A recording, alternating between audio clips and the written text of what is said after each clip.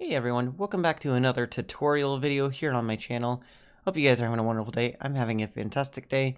Today is all about roads and zoning. Roads and zoning are going to be your primary use for building up your city, and these right here are the primary roads that you unlock straight from the beginning of the game. Now, first off, you are only restricted to a two-way road right here that you can see. It's actually unlocked right here. Two-lane road with parking spaces, support slow traffic. Once when you place down a small cell worth like that,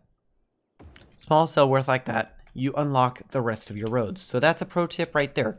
Go ahead and make a one cell worth one right there, and you unlock the rest of your roads. You unlock zoning, and then you unlock your services, your electricity and your water service. So that is something to keep in mind as well. Next up, we have these different types of roads. You have the dirt two-lane road. You guys can see that right here. Two-lane gravel road, not dirt, okay.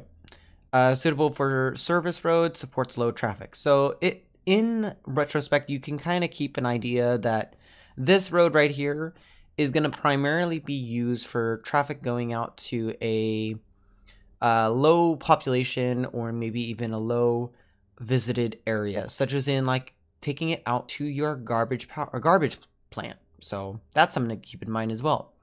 Always utilize your roads that you have available to you. These are just the vanilla roads that you have in front of me right now.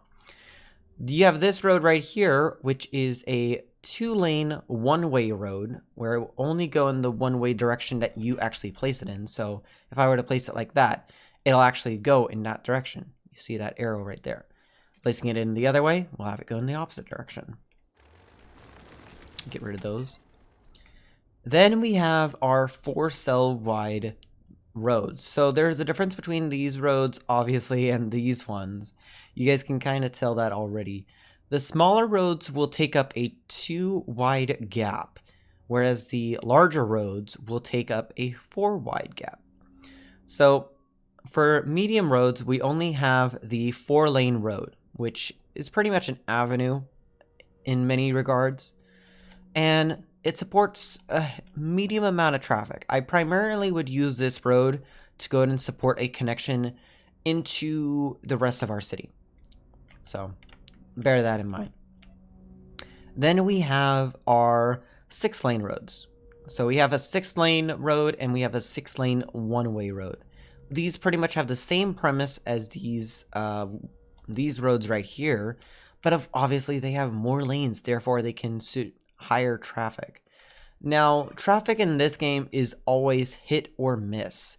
You never really know what the traffic is actually going to do. So what I always tend to lean towards is at higher traffic junctions, make sure that you have a higher, obviously, road. So you want to make sure that your road is actually at a decent level. Now, the map that we were looking at in the last episode, last tutorial, which was about creating your first city in regards to like checking out the suitable area and the actual resources that you can find within the map. This is also something to keep in mind as well. How is your starting grid looking like? This is the starting grid right here. It is approximately 2 kilometers by 2 kilometers in width and height, or width and length, okay? And each tile that you unlock is another 2 kilometer by 2 kilometer tile. So we'll unlock one over here, or we'll get one down here. And you can see that there's intersections. This intersection right here has a roundabout on either end. And that's something to keep in mind as well. Disperse your traffic. When you get your tiles, disperse where your traffic's actually going to go. Such as in, if I was playing this safe, I would have this mostly be a suburban area, and this mostly be an industrial area because it's right next to the rail line. The rail line is going to be good for exporting goods, and then the actual waterway is going to be good for exporting on ship connections. So that's something to keep in mind as well. Plus, you could have all your noisy buildings over here versus over in your suburban area. So that's something to keep in mind. just go ahead and try to think about where you want things to go. And take a look at a map before you start building. The game has a built-in feature now from the latest Sunset Harbor DLC where you actually load in paused on your game. Now, obviously, this isn't paused from the time that I actually started it. The game did actually run for a day when I first ran it, but that's fine. It happens. So we just want to go in and take this simple and easy. Now, you can take a look around the map, see if you like any certain areas. Like over here, you got a train line that you can easily connect to. So potentially have like a little industrial area right here. This is a farming area that you can get to at some point, but that is for another video. Next up, we need to focus on zoning. Zoning is going to be your primary way, obviously, of building up your city. You have different choices that you get straight off the bat. You have low density residential, low density commercial, and you have industrial zoning. All these are going to be useful to fulfill your zoning demand. Go figure, right? Right now, we have a very high demand for residential zone. This is going to be typical for your very start of the actual game. You're going to have a high demand for residential, but don't overdo it. Don't be building like a full grid system over here that's all residential and you don't build up any industrial or commercial area. Now, what I typically do is I build up a 2-block area over here, and I'll kind of explain this a little bit. A 2-block area utilizing your one-way roads, and just go and bring it out by 2 units and bring it down by 2 blocks. Or bring it out by 2 blocks and bring it down by 2 blocks.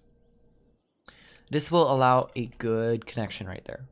This is pretty much all the space you need to fulfill your starting demand. I know, it seems a bit small, but that's the scale in which City Skylines works. Now, you guys can kind of see that there's all these different types of blue lines that you can see across the screen. That is because of a certain feature that was added into the game back when mass transit was released. And these features are actually really useful for actually building out your city. So I recommend you take advantage of these when you are building up. Now, I'm going to delete these roads real quick. So what else after that you need to focus on? Well, another thing to go and keep in mind is that your RCI demand, residential, commercial, and industrial, is going to be determined by your 3 factors, obviously, and then you want to go and keep them kind of separated.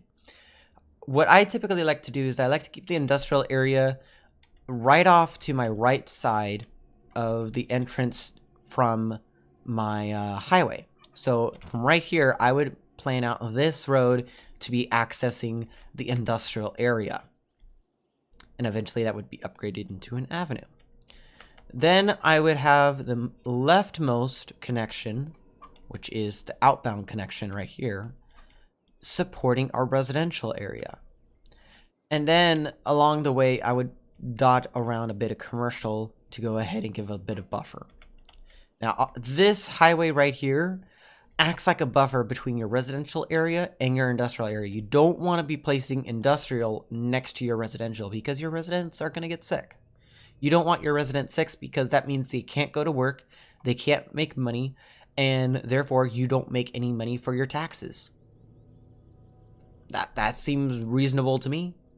Anyway, next thing to go and consider is where you want to go ahead and build up.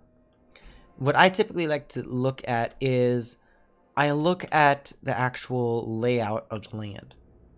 And that's something that I recommend you do as well. On that note, I'll see you guys in the next tutorial for our services. And enjoy.